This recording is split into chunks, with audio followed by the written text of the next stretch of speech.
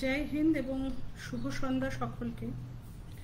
আমরা গত সপ্তাহের পর আজকে আবার আমাদের এই স্বাধীনতার সশস্ত্র আন্দোলন নিয়ে আমরা কিছু আলোচনায় এসেছি।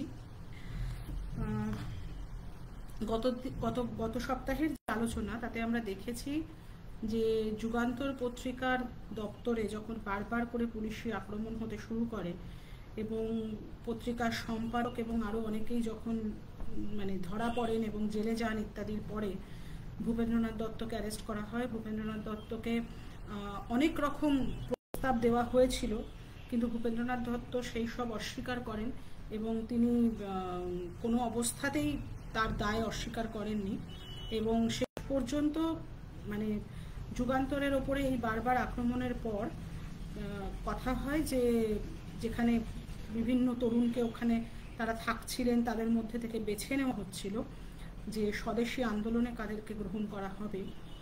তো সেই সব তরুণদের যাতে তারা অহেতুকভাবে পুলিশের বেড়াজালে না আসেন এবং যাতে স্বদেশী আন্দোলন চালিয়ে যাওয়া যায়, সেই সমস্ত কথা ভেবে শেষ পর্যন্ত সিদ্ধান্ত নেওয়া হয় যে মানিকতলায় বারীন্দ্রনাথের একটি বাগান বাড়ি আছে, যেখানে সবাই ওখানে সরে যাবে এবং আশ্রমকে সেখানেই তাদের স্বদেশী আড্ডাকে তারা আশ্রম বলতেন, সেটাকে সেখানেই সরিয়ে নিয়ে যাওয়া হবে। এবং এই সময় বারীন্দ্রনাথের একটা ধারণা হয়েছিল যে এই আন্দোলনে সেই সব ছেলেদেরই দরকার যাদের হয় কোনো পিছুটান নেই বা যারা পিছুটান থাকলেও সেটাকে অস্বীকার করতে পারবেন। এবং বারীন্দ্রনাথ এবং আরও অনেকেই মনে করেছিলেন যে এই রকমের ছেলেদের পাওয়ার জন্য প্রথমত যেটা দরকার যে তাদের চারিত্রিক একটা দৃঢ়তা দরকার এবং তাদের একটা বিশেষ তাদের একটা ধর্ম অধর্মের জ্ঞান থাকা দরকার, তাদের সেই ব্রহ্মচর্য গ্রহণ করার ক্ষমতা থাকা দরকার এবং সংসারের পিছুটানিহীন হওয়ার মতো তাদের মানসিক জোর থাকা দরকার ইত্যাদি ইত্যাদি। এবং এই সবের পরে শেষ পর্যন্ত বারীন্দ্রনাথের হঠাৎ একটা সময় মনে হয় যে এর জন্য কোনো আধ্যাত্মিক গুরুর প্রয়োজন আছে।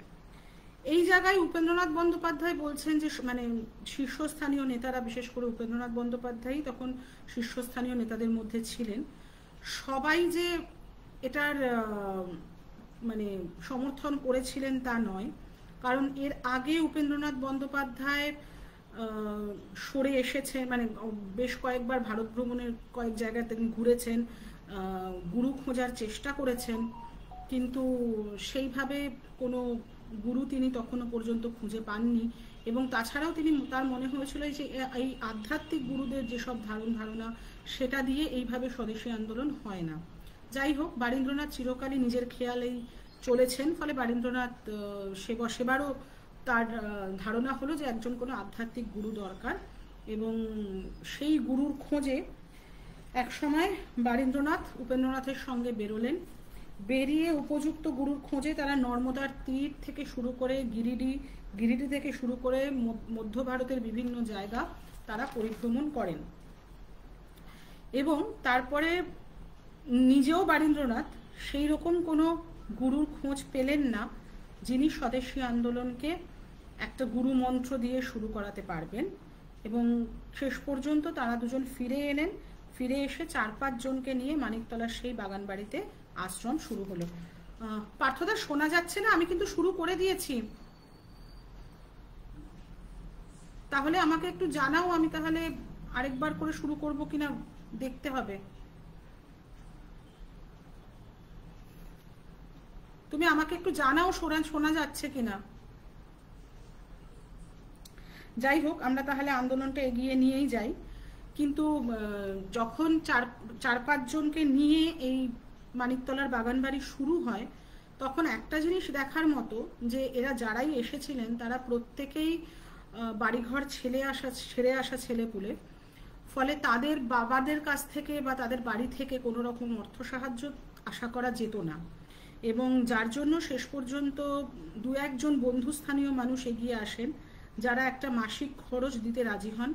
তাছাড়া সেই মানিকতলা বাগান বাড়িতেই কিছু সবজির চাষ শুরু হয়, সেখানে প্রচুর আম কাঁঠালের গাছ ছিল, সেই সব গাছগুলোকে ইজারা দেওয়া হয় দিয়ে যেটুকু যা আয় করা যায় সেটা দিয়েই এই আন্দোলন শুরু করা হলো। এবং এর সাথে অবশ্য তখন উপেন্দ্রনাথ বন্দ্যোপাধ্যায় লিখছেন, যেহেতু বারীন্দ্রের কথায় আমরা এই সময় সবাই ব্রহ্মচর্য মেনেই চলছিলাম, ফলে আমাদের খরচ খরচা এমনিতেই কম ছিল। পেঁয়াজ থেকে শুরু করে কোনো রকম আঁশের সেই বাগান বাড়িতে কোনো ভূমিকা ছিল না। এই সময় এনারা ভেবেছিলেন কিছু হাঁস মুরগি পোলট্রি ফার্ম করেও রাখবেন এবং সেখান থেকেও তারা কিছু আয় করবেন, কিন্তু স্থানীয় মানুষের প্রবল বিরোধিতায় সেটা শুরু করেও সেটাকে সেটাকে বন্ধ করে দিতে হয়, কারণ সাধারণ মানুষ সেটা ওই লোকালয়ের মধ্যে হাঁস মুরগি রাখা এবং ইত্যাদি তখনকার দিনে তারা সেটা মেনে নেননি। এরপর আস্তে আস্তে মোটামুটি 20-22 জন ছেলে ওখানে জড়ো হন এবং এখানে দু ধরনের ছেলেরা থাকতেন। যারা একটু বড় তারা মূলত বিভিন্ন ধরনের কাজের মধ্যে যুক্ত থাকতেন, প্রচার কার্য, স্বদেশী আন্দোলনের যে তাদের যে মূল মন্ত্র সেটাকে বিভিন্ন জায়গায় ছড়িয়ে দেওয়া এবং আরও ছেলে কিভাবে জোগাড় করা যায় বিভিন্ন জায়গায় সেসব দেখা। আর তার সাথে যারা একটু ছোট তারা মূলত পড়াশোনার মধ্যেই থাকতেন। এইখানে আমি উপেন্দ্রনাথ বন্দ্যোপাধ্যায়ের নির্বাসিতের আত্মকথা থেকে একটা অংশ একটু পড়ে শোনাবো। উপেন্দ্রনাথ বন্দ্যোপাধ্যায় লিখছেন, ক্রমে ক্রমে বাংলাদেশের নানা জেলা হইতে প্রায় 20 জন ছেলে আসিয়া জুটিল। তাহাদের মধ্যে 5-7 জন অধিকাংশ সময় কাজকর্ম লইয়া থাকিত। যাহারা বয়সে একটু ছোট তাহারা প্রধানত পড়াশোনা করিত। পড়াশোনার মধ্যে ধর্মশাস্ত্র, রাজনীতি ও ইতিহাস চর্চা, আর কর্মের মধ্যে বিপ্লবের আয়োজন। অনেক রকম ছেলে আসিয়া আমাদের কাছে জুটিয়াছিল। কলেজে বিদ্যার হিসেবে কেহ বা পণ্ডিত, কেহ বা মূর্খ, কিন্তু এখন মনে হয় অনন্য সাধারণ একটা কিছু সকলের মধ্যে ফুটিয়া উঠিয়াছিল। স্কুলের মাস্টারমশাইদের কাছে যেসব ছেলে পড়া মুখস্থ করিতে না পারিয়া লক্ষ্মী ছাড়া বলিয়া গণ্য, অনেক সময় দেখিয়াছি তাহারা মনুষ্যত্ব হিসেবে ভালো ছেলেদের চেয়ে ঢের ভালো। ইংরেজিতে যাহাকে অ্যাডভেঞ্চারাস বলে, আমাদের বর্তমান জাতীয় জীবনে সেরকম ছেলের স্থান নাই। ঘ্যান ঘ্যান করিয়া পড়া মুখস্থ করা তাহাদের পোষায় না। কাজে কাজেই তাহারা বিশ্ববিদ্যালয়ের ত্যায্য পুত্র। কিন্তু যেখানে জীবন মরণ লইয়া খেলা, সেখানে আমাদের ভাবি ডেপুটি মার্কা ছেলেরা 1 পা আগাইয়া গিয়া 10 পা পিছাইয়া আসে। সেইখানে ওই দস্যি বয়াটে লক্ষ্মীচারা ছেলেগুলোই হাসিতে হাসিতে কাজ হাসিল করে। বাগানের কাজকর্ম যখন আরম্ভ হইয়া গেল, তখন ছেলেদের বাড়িনের কাছে রাখিয়া দেবব্রত ও আমি আর একবার আশ্রমের উপযুক্ত স্থান খুঁজিতে বাহির হইলাম। তো এই সময় উপেন্দ্রনাথ এবং তার সঙ্গী দেবব্রত বন্দ্যোপাধ্যায় তারা দুজনেই আবার বেরিয়ে পড়ছেন এবং এই সময় তারা এলাহাবাদ, বিন্ধ্যাচল এবং এই সব জায়গায় পুনরায় কিছু গুরু অন্বেষণ করছেন। চিত্রকূট পর্বতেও আসছেন, কিন্তু চিত্রকূট পর্বত থেকে যখন তারা নেমে এলেন তখন এসে তারা বারীন ঘোষের একটা চিঠি পান যে তোমরা এক্ষুনি আবার বাগান বাড়িতে ফিরে এসো। এবং বাগান বাড়িতে ফিরে আসার পর এখানে এসে উপেন্দ্রনাথ বন্দ্যোপাধ্যায় দেখলেন যে নতুন অনেক ছেলে আরও এসে এখানে জুড়েছে এবং তার মধ্যে উল্লাসকর দত্ত এই সময় বাগানবাড়িতে, মুরারিপুকুর বাগানবাড়িতে যোগ দিলেন। উপেন্দ্রনাথ বন্দ্যোপাধ্যায় লিখছেন, বাড়িনের চিঠি পাইয়া তল্পিতল্পা গুছাইয়া রওনা হইলাম। বাগানে ফিরিয়া আসিয়া দেখিলাম একেবারে সাজো সাজো রব হয়ে পড়িয়া গিয়াছে। যে সকল নতুন ছেলে আসিয়া জুটিয়াছে, উল্লাসকর তাহাদের মধ্যে একজন। প্রেসিডেন্সি কলেজের রাসেল সাহেব বাঙালি ছেলেদের গালি দিয়াছিল বলিয়া উল্লাসকর একখানি ছেঁড়া চটি জুতা বগলে পুড়িয়া কলেজে লইয়া যায় এবং রাসেল সাহেবের পিঠে তাহা সজোরে বকশিস দিয়া কলেজের মুখদর্শন বন্ধ করিয়া দেয়। তাহার পর কিছুদিন বোম্বাইয়ের ইঞ্জিনিয়ারিং কলেজ ঘুরিয়া আসিয়া দেশ গরম হওয়ায় সঙ্গে সঙ্গে বাগানে আসিয়া পৌঁছায়েছে। আচ্ছা, এই সময় থেকে কিংসফোর্ড শাসক হিসেবে তার দমন নীতি শুরু করেন, প্রচুর ধরপাকড় শুরু হয় এবং সেই সময় যখন এই মুরারিপুকুর বাগান বাড়িতে বিপ্লবীরা একের পর এক জড়ো হচ্ছেন, তখন তাদের মনে হয় যে এই সময় একটা কিছু করা দরকার, ব্রিটিশ শাসনকে একটা আঘাত দেওয়া দরকার। এবং সেই জন্য যখন অনেক আলোচনার পর ঠিক হয় যখন ব্রিটিশ শাসনকে আঘাত দিতেই হবে, সেক্ষেত্রে সবচেয়ে ভালো বড়লাট অ্যান্ড্রু ফ্রেজার তার উপরই আঘাত হানা। এবং সেই সময় বিভিন্ন রকম খবর নিয়ে দেখা যায় যে বড়লাট কোনো একটা জায়গা থেকে তার ফেরার কথা ছিল, এবং সেখানে চন্দননগরের রেল ট্র্যাকের ওপরে ডিনামাইট পরীক্ষা করা হয়, কিন্তু দুর্ভাগ্যবশত দেখা যায় যে সে ডিনামাইটের মানে একেবারেই কোনো মানে উপযুক্ত মানে প্রত্যাশিত কোনো ফল পাওয়া গেল না, ডিনামাইট ফাটেনি। তারপর আরেকবার খবর পাওয়া যায় যে বড়লাট অ্যান্ড্রু ফ্রেজার তিনি মেদিনীপুরের নারায়ণগড় থেকে ফিরবেন। সেখানেও আরেকবার চেষ্টা করা হয়, সেখানে বড়লাটের কিছু হয়নি, কিন্তু তার যে স্পেশাল ক্যারিং ভ্যান ছিল সেটা আঘাতপ্রাপ্ত হয় এবং সেই সময় প্রচুর ধরপাকড় শুরু হয়। এবং সেখানে একটা জায়গায় উপেন্দ্রনাথ বন্দ্যোপাধ্যায় লিখছেন, এই গাড়ি ভাঙা পর্ব সাঙ্গ হইবার পর চারিদিকে গুজব রটিয়া গেল রাশিয়া হইতে এদেশে নিহিলিস্টের আমদানি হইয়াছে। একদিন আমার আত্মীয় একজন বৃদ্ধ সরকারি কর্মচারীর মুখে শুনিলাম যে তিনি বিশ্বস্ত সূত্রে জানিতে পারিয়াছেন ইউরোপ হইতে এদেশে নিহিলিস্টরা আসিয়াছে। নিহিলিস্ট দলের একজন যে তাহার সম্মুখে বসিয়া নিতান্ত ভালো মানুষটির মতো চা খাইতেছে একথা জানিতে পারিলে বৃদ্ধ কি করিতেন কে জানেন। যাই হোক, পুলিশের কর্তারা গাড়ি ভাঙার আসামি ধরিবার জন্য ৫,০০০ টাকা পুরস্কার ঘোষণা করিয়া দিলেন। আমাদের মনে রাখতে হবে সময়টা কিন্তু ১৯০৮, সেই সময় ৫,০০০ টাকা। সুতরাং আসামির অভাব হইল না। জনকত রেলের কুলিকে ধরিয়া চালান করা হইল, তাহারা নাকি পুলিশের কাছে আপনাদের অপরাধ স্বীকারও করিল। জজ সাহেবের বিচারে তাহাদের কাহারও ৫, কাহারও বা ১০ বৎসরের দ্বীপান্তর হুকুম হইল। পুলিশের রিপোর্টের উপর নির্ভর করিয়া যখন আজকাল লোককে বিনা বিচারে অন্তরীণে রাখা হয়, আর লাট সাহেব হইতে আরম্ভ করিয়া সরকারি পেয়াদা পর্যন্ত পুলিশকে নির্ভুল প্রতিপন্ন করিবার জন্য একেবারে পঞ্চমুখে বক্তৃতা জড়িয়া দেন, তখন নারায়ণগড়ের ব্যাপার মনে করিয়া আমাদের হাসিও প্রায় কান্নাও আসে।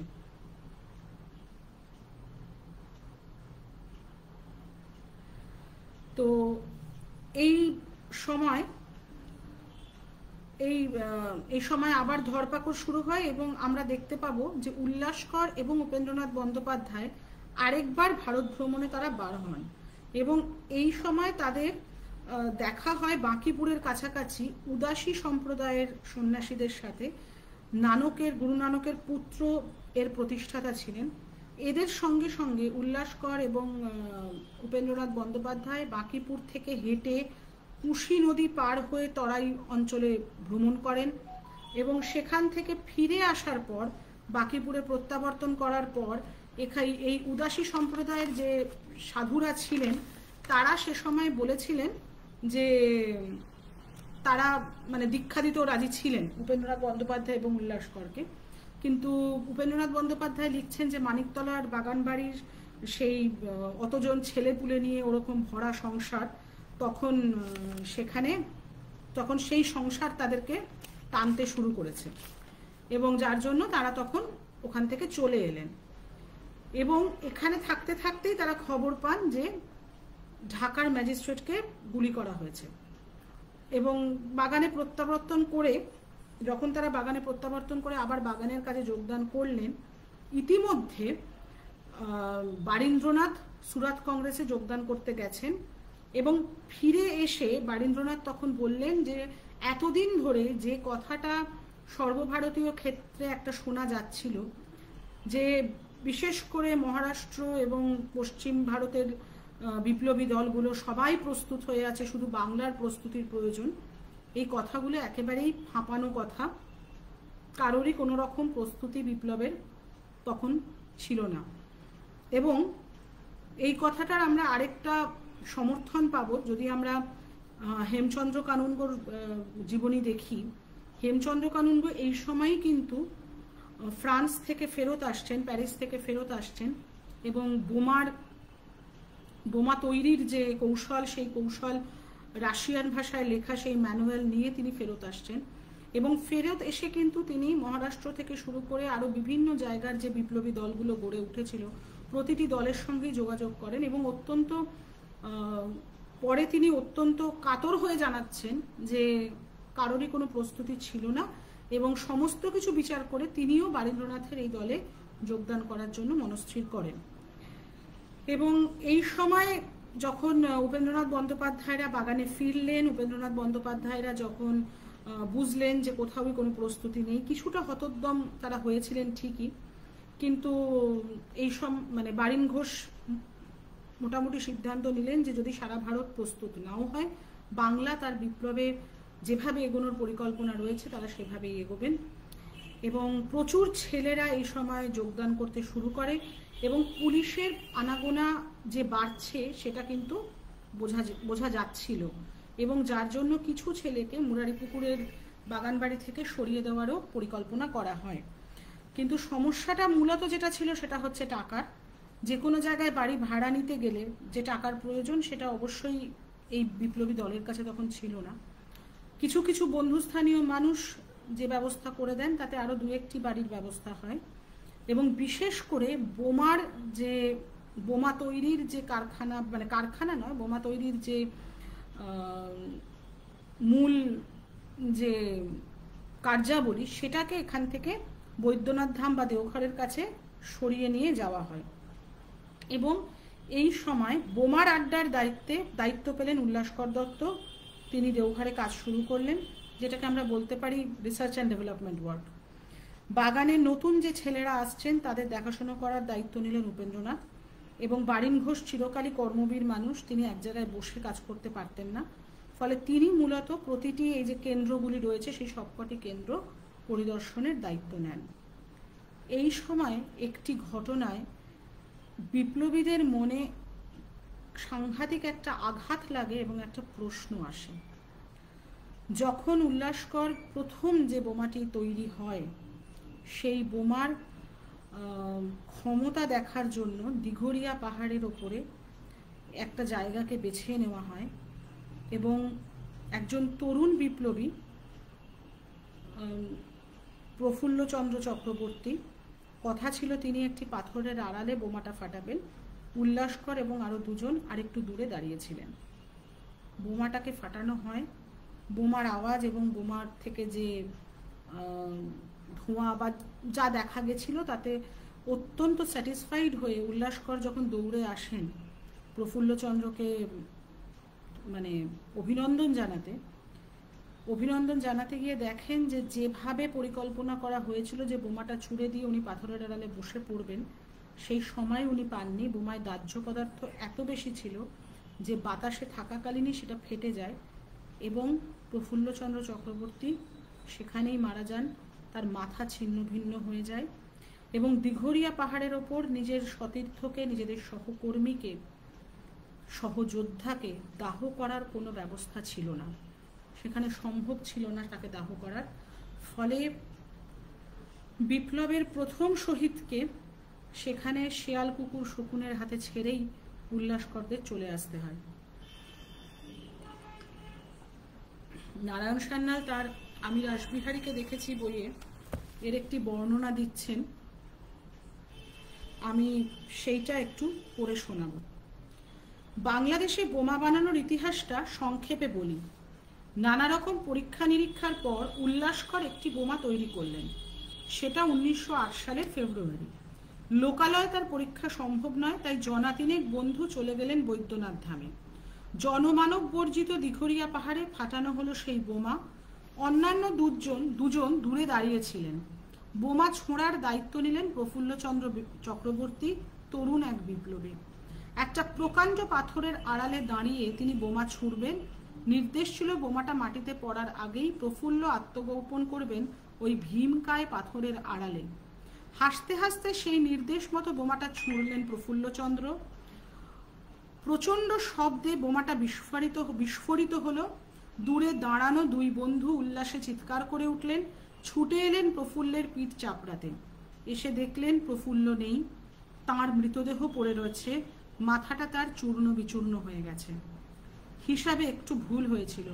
বোমাটায় দাহ্য পদার্থ এত বেশি ছিল যে মাটিতে পড়ার আগেই বাতাসের ঘর্ষণজনিত উত্তাপে 1 সেকেন্ড আগেই সেটার বিস্ফোরণ হয়।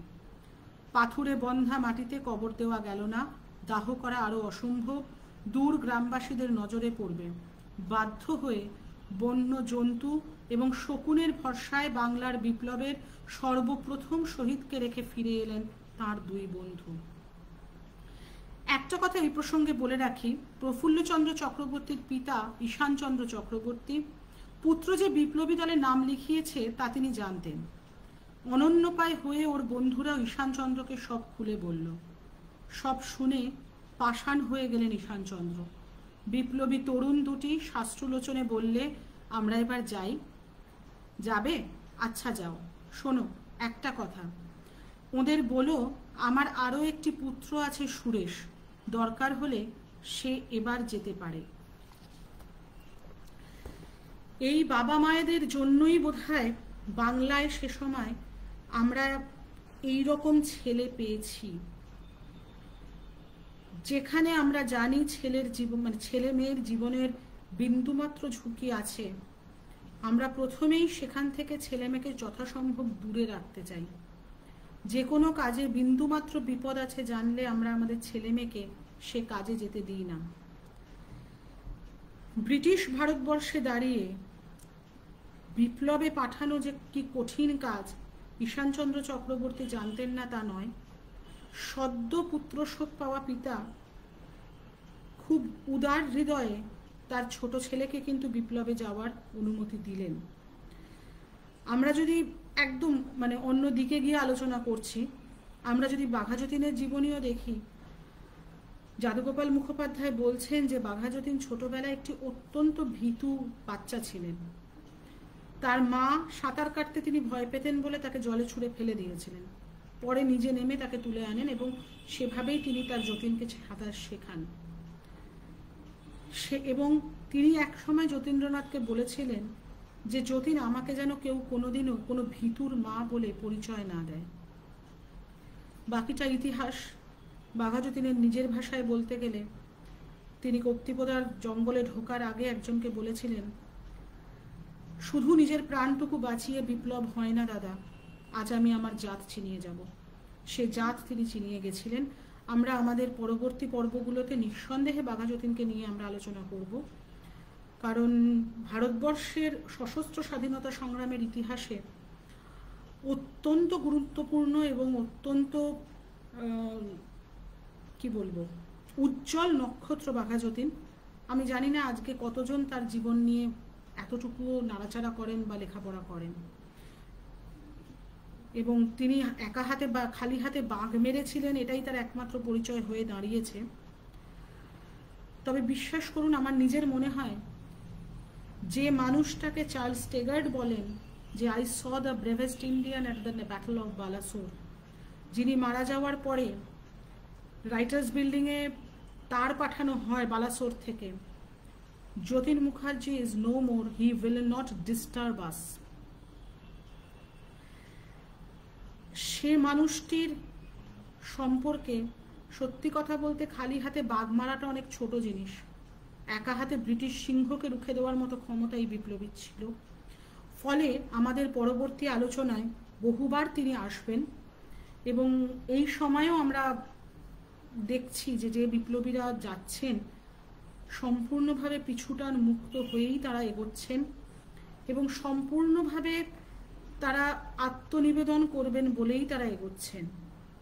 কিন্তু প্রফুল্লচন্দ্র চক্রবর্তীর এই মৃত্যু অবশ্যম্ভাবীভাবে নাড়িয়ে দিয়েছিল তার যারা শীর্ষ নেতৃত্ব ছিলেন। তারা সেই শীর্ষ নেতৃত্বের মধ্যে অবশ্যই উপেন্দ্রনাথ বন্দ্যোপাধ্যায়, সেই শীর্ষ নেতৃত্বের মধ্যে অবশ্যই বারিন ঘোষ, হেমচন্দ্র কানুনগো, উল্লাসকর দত্ত নিজেও। এরা এই সময় একটা বিরাট ধাক্কা খান। উপেন্দ্রনাথ বন্দ্যোপাধ্যায় সে কথা খুব পরিষ্কারভাবে বলছেন যে এবং একটা জিনিস আমি বলছি, উপেন্দ্রনাথ বন্দ্যোপাধ্যায় কিন্তু তার নির্বাসিতের আত্মকথায় প্রফুল্লচন্দ্র চক্রবর্তীর নাম বলেননি। তিনি শুধু বলেছিলেন যে একটি ছেলে। কথা মনে রাখা দরকার যে উপেন্দ্রনাথ বন্দ্যোপাধ্যায় এই বই যখন লিখছেন তখনও ভারতবর্ষ পরাধীন, ফলে সব নাম সব ডিটেলস উনি দেবেন এটা আশা করাটা আমাদের পক্ষে ভুল। কিন্তু অবশ্যই আজকে স্বাধীনতার 78 বছর পরে যখন আমরা জানি আমাদের বাংলার প্রথম শহীদের নাম কি, প্রথম শহীদ বিপ্লবীর নাম কি, এবং বাংলাদেশের বোমার ইতিহাস কিভাবে লেখা হয়েছে, আমাদের এনার নাম বলাও উচিত এবং স্মরণ করাও উচিত। এবং এরপর যখন একটা বিরাট প্রশ্নের মুখে এই উপেন্দ্রনাথ বন্দ্যোপাধ্যায়রা পড়লেন, তখন তাদের মনে হয়েছিল যে এই যে বিপ্লব, এই যে সশস্ত্র আন্দোলনের দিকে এগিয়ে যাওয়া, এটা কি সত্যি আমাদের কাঙ্ক্ষিত ফলাফল, শুধুই কাঙ্ক্ষিত ফলাফল এনে দেবে? স্বাধীনতা হয়তো আসবে, কিন্তু তার মধ্যে হারাতে হবে আমাদেরকে অনেক কিছু। এবং অবশ্যই যেহেতু উপেন্দ্রনাথ বন্দ্যোপাধ্যায়দের চেয়ে এনারা অনেকটা ছোট ছিলেন, এই ঈশানচন্দ্র চক্রবর্তী বা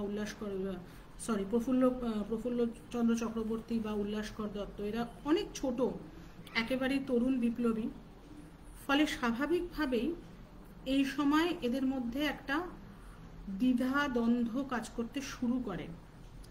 এবং তখন বারীন্দ্রনাথ গুজরাটে দেখা হওয়া একজন সাধুকে ডেকে পাঠান যে আপনি আসুন, আমাদেরকে কিছু দীক্ষা দিন।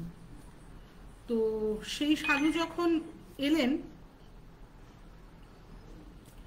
এসে বললেন, সকলের জন্য এ সাধনা নয়, শুধু নেতাদের জন্য, যাহারা দেশের লোককে পথ দেখাইবে তাহাদের নিজেদের পথটা জানা চাই। দেশ স্বাধীন করিতে হইলেই খুব খানিকটা রক্তারক্তি দরকার, এ কথাটা সত্য নাও হইতে পারে। বিনা রক্তপাতে যে দেশোদ্ধার হইবে, এ কথাটা আমাদের নিতান্ত আরব্য উপন্যাসের মতো মনে হইল। আমরা একটু বিজ্ঞতার হাসি হাসিয়া জিজ্ঞাসা করিলাম, তাও কি সম্ভব? সাধু বলিলেন, দেখো বাবা, যে কথা আমি বলিতেছি তাহা জানি বলিয়াই বলিতেছি। তোমরা যে উদ্দেশ্যে কাজ করিতেছ তাহা সিদ্ধ হইবে, কিন্তু যে উপায়ে হইবে ভাবিতেছ সে উপায় নয়। আমার 10 বৎসরের সাধনার ফলে আমি ইহাই জানিয়াছি। চারিদিকের অবস্থা এক সময় এমনি হইয়া দাঁড়াইবে যে সমস্ত রাজ্যভার তোমাদের হাতে আপনি আসিয়া পড়িবে। তোমাদের শুধু শাসন ব্যবস্থা প্রণালী গড়িয়া লইতে হইবে। আমার সঙ্গে তোমরা জনকতক এসো, সাধনার প্রত্যক্ষ ফল যদি কিছু না পাও ফিরিয়া আসিও। সেদিন সাধু চলিয়া যাইবার পর আমাদের মধ্যে ভীষণ তর্কাতর্কি বাঁধিয়া গেল। বারিন ঘাড় বাঁকাইয়া বলিল, কিছুতেই নয়, কাজ আমি ছাড়ব না, বিনা রক্তপাতে ভারত উদ্ধার, এটা ওর খেয়াল। সাধুর আর সব কথা মানি, শুধু ওইটে ছাড়া। আমার মনটা, উপেন্দ্রনাথ বন্দ্যোপাধ্যায় লিখছেন, আমার মনটা কিন্তু সাধুর কথায় বেশ কিছুটা ভিজিয়া ছিল। দেখাই যাক না, রাস্তাটা যদি কোনো রকম একটু পরিষ্কার হয়। নিজের সঙ্গে বেশ একটা বোঝাপড়া না হইলে কোনো কাজেই যে মন যায় না। আমি 2-1টা ছেলেকে লইয়া সাধুর সঙ্গে যাইব বলিয়া স্থির করিলাম। সাধু আরো একদিন বারিনকে বুঝাইতে আসিলেন, কিন্তু পরের উপদেশ লইবার সুঅভ্যেস বারিনের কোনো কালেই নাই। কোন রকমে বারিনকে বাগাইতে না পারিয়া সাধু বলিলেন, দেখো, এ রাস্তা যদি না ছাড়ো তো তোমাদের অল্প দিনের মধ্যে ভীষণ বিপদ অনিবার্য। বারিন 2 হাত নাড়িয়া বলিল, না হয় ধরে ঝুলিয়ে দেবে, এই বই তো নয়, তার জন্য প্রস্তুত হয়েই আছি। সাধু ঘাড় নাড়িয়া বলিলেন, যা ঘটবে তা মৃত্যুর চেয়েও ভীষণ। এখানে একটা কথা বলি, বারীন্দ্রনাথ অন্যতম একজন মুরারিপুকুর বোমার মামলার একজন অন্যতম আসামি ছিলেন,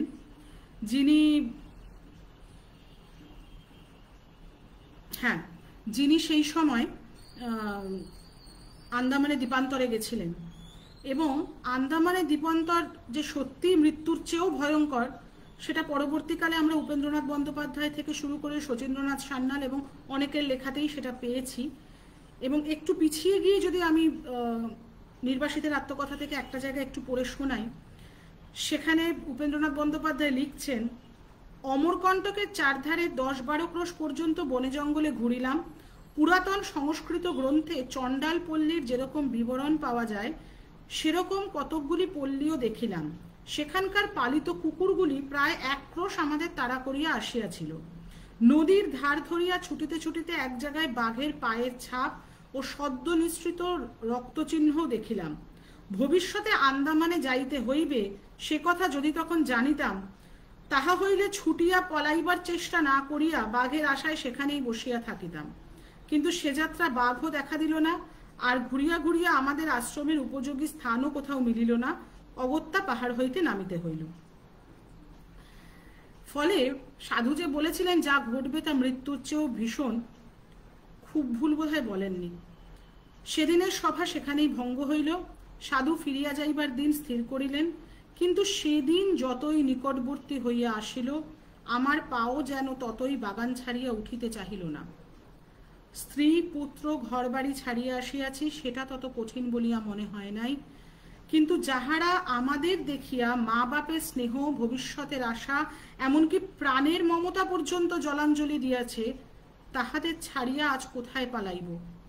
অনেক আশা, আকাঙ্ক্ষা, প্রীতি, উৎসাহ এই বাগানের সঙ্গে জড়িত হইয়া গিয়াছে। আজ সেই গড়া জিনিস ছাড়িয়া কোন অজানার দেশে আপনার লক্ষ্য খুঁজিতে বাহির হইব? নির্দিষ্ট দিনে সাধুর সহিত আর আমাদের যাওয়া হইল না। মার্চ মাসের মাঝামাঝি তিনি একাই মনক্ষুণ্ণ হইয়া ফিরিয়া গেলেন। এইখানে আমরা দেখতে পাচ্ছি, আজকের আলোচনাটা আমরা আপাতত এখানেই শেষ করব। এর পরের দিন আমরা মূলত মুরারিপুকুরের যে ধরপাকড় শুরু হওয়া এবং মুরারিপুকুর মামলা এবং নরেন গোসাইয়ের ধরা পড়া এবং কানাইলালদের পরিকল্পনা পর্যন্ত আমরা এগোনোর আশা রাখছি। তবে আজকে একটা কথা বলি, আজকে 23শে অগস্ট, ঠিক এক সপ্তাহ পর 30শে অগস্ট মৃত্যুঞ্জয়ী বীর বিপ্লবী কানাইলাল দত্তের জন্মদিন। এবং কানাইলাল দত্ত সম্পর্কে যদি বলতে হয় একটা পুরো দিনও লেগে যেতে পারে, তাই কানাইলাল দত্ত সম্পর্কে আজকেই খুব বিশদে কিছু বলছি না, কিন্তু খুব ছোট করে একটু কানাইলাল দত্তের জীবনীটা বলি।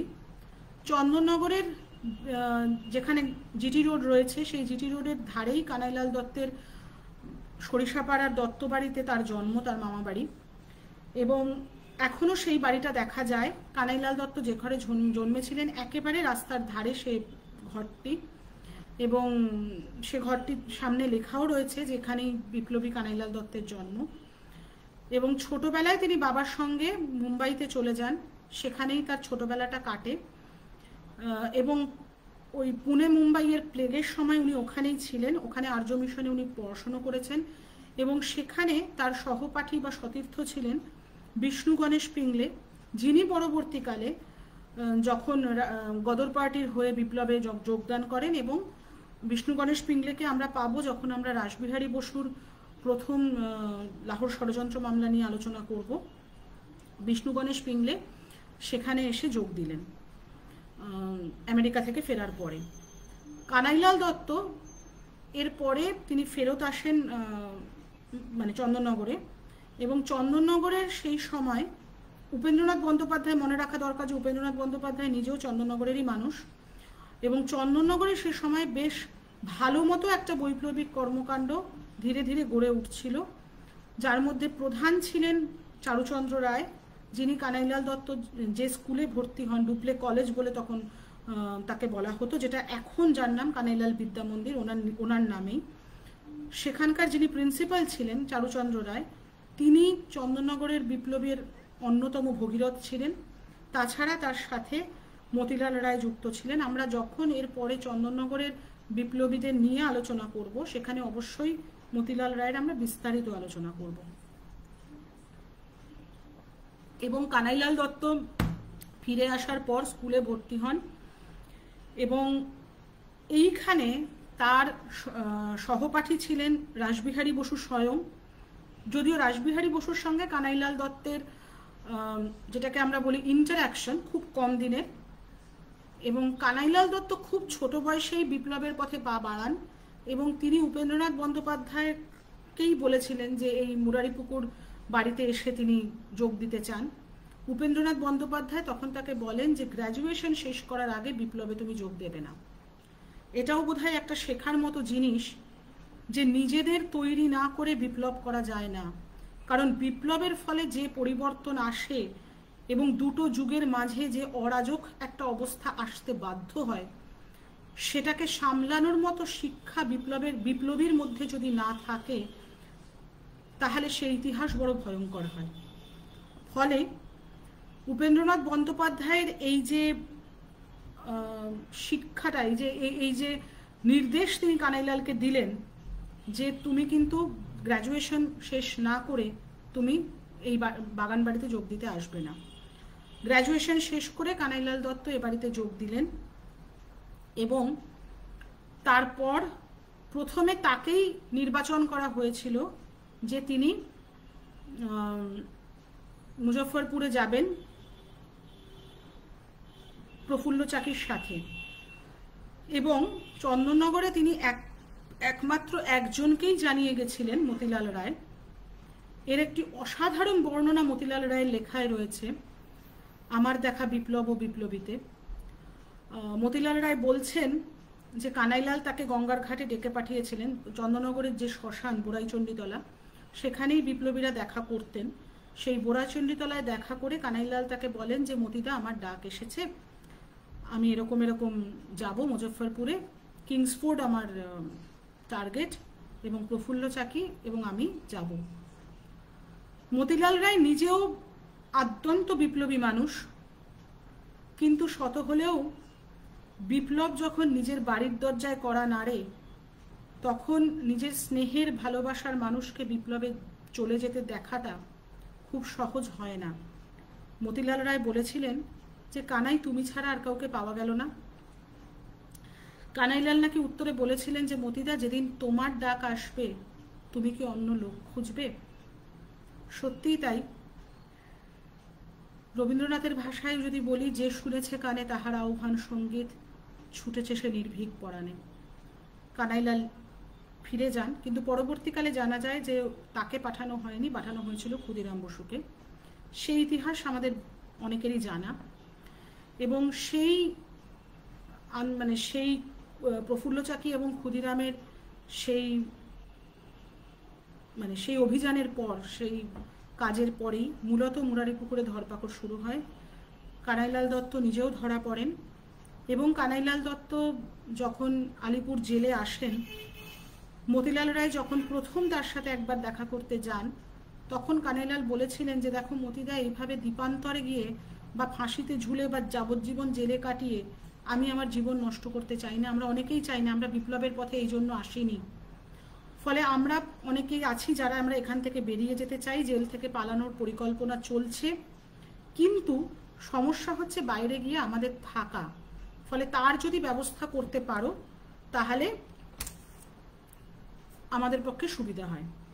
দ্বিতীয় দিন যখন মতিলাল রায় দেখা করতে যান, তখন কানাইলাল বলেন যে না, আমি বেরোবো না, কারণ আমি যখন বেরোতে চেয়েছিলাম তখন আমার সামনে কোনো টার্গেট ছিল না। আজকে আমার সামনে টার্গেট আছে, এবং সেই টার্গেট নরেন গোসাই। শুধু তুমি আমার জন্য দুটো রিভলভারের ব্যবস্থা করো। মতিলাল রায় বলেছিলেন যে রিভলভার আমি কোথায় পাবো? তো কানাইলাল দত্ত বলেছিলেন যে, এবং বলেছিলেন যদি পাইও তোমাকে পাঠাবো কি করে? কানাইলাল দত্ত নাকি বলেছিলেন যে ও নিয়ে তোমায় ভাবতে হবে না, তুমি শ্রীশকে বলো, সে পৌঁছে দেবে।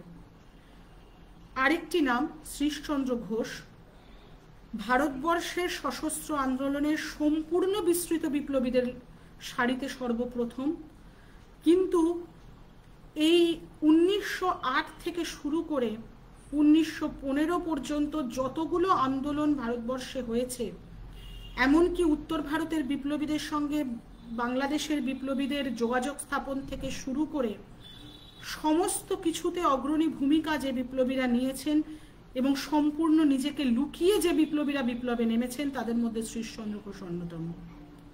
শ্রীশচন্দ্র ঘোষের জীবনীও আমাদের প্রত্যেকের জানা দরকার, যে নাম আমরা কেউই জানি না। এবং শ্রীশচন্দ্র ঘোষই এমন একজন মানুষ, নরেন গোসাইকে মারার যে দুটো রিভলভার চন্দননগর থেকে আলিপুর জেলে পৌঁছে দিয়েছিলেন তিনি। আজকে যদি আপনারা আলিপুর জেলে যান, সেখানে একটা লাইট অ্যান্ড সাউন্ড শো হয়। সেই শোটাতেও বলা হয় যে কানাইলালকে যখন ব্রিটিশ পুলিশ জেরা করেছিল, কানাইলাল নাকি বলেছিলেন যে আমাকে ক্ষুদিরামের ভূত এই দুটো রিভলভার দিয়ে গেছিল, এবং সেটাই লাইট অ্যান্ড সাউন্ডে বলা হয়। দুঃখজনক ঘটনা যে আজকে কিন্তু এটা না জানার কোনো কারণ নেই যে এই বন্দুক সত্যিকারের কে পৌঁছে দিয়েছিলেন। মতিলাল রায়ের নিজের লেখায় আমার দেখা বিপ্লব ও বিপ্লবীতে তিনি পরিষ্কারভাবে বলছেন যে শ্রীশ ঘোষই এই রিভলভার পৌঁছে দিয়েছিলেন। কিন্তু সে নামটা আজকে আমরা সরকারিভাবে কোথাও পাই না। আমরা সেটুকু শ্রদ্ধাও শ্রীশ ঘোষকে জানাইনি। যাই হোক, সেই রিভলভার পৌঁছে দেওয়া হয়েছিল, নরেন গোসাই তার শাস্তি পেলেন এবং কানাইলাল যখন তার ফাঁসির ঘোষণা করা হয়, শোনা যায় কানাইলালের ব্রিটিশ জেলে থাকাকালীন, কন্ডেম সেলে থাকাকালীন আশ্চর্যজনকভাবে তার ওজন বেড়ে যায় এবং তার মৃত্যুর একদিন বা দুদিন আগে যখন মতিলাল রায় দেখা করতে যান, কানাইলাল তাকে বলেছিলেন যে মতিদা, আমার কি হলো সে নিয়ে আমার চিন্তা নেই, কিন্তু আমার মৃতদেহ যখন দাহ কার্যে যাবে তখন যেন একটা সমারোহ করে যায়, যাতে দেশের মানুষ জানতে পারেন আমরা কি করছি বা আমরা কি করেছি। এবং কানাইলালের মৃতদেহের সাথে এত মানুষ এসেছিলেন যে জনজাগরণ দেখা গেছিল, ব্রিটিশ পুলিশ ভয় পেয়ে তারপরে সত্যেন বসুর মৃতদেহ তার পরিবারকে দেননি। সত্যেন বসুর দাহকার্য কিন্তু আলিপুর সেন্ট্রাল জেলের মধ্যেই করা হয়। খুবই সংক্ষিপ্ত জীবন কানাইলালের, সন্দেহ নেই। আরও বিশদে বলবো আমাদের পরবর্তী যে আলোচনায়, কিন্তু আজকে এই জন্য খুব ছোট করে বললাম যে আগামী 30শে অগস্ট কানাইলালের জন্মদিন।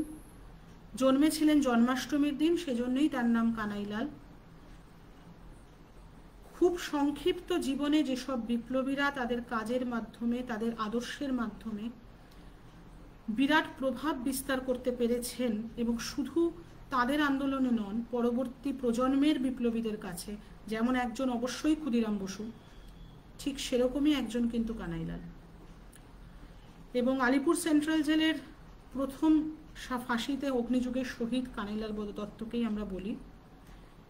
এবং 30শে অগস্ট শ্রদ্ধায়, ভালোবাসায় তরুণ বিপ্লবীকে যদি পারেন একটু স্মরণ করবেন সবাই।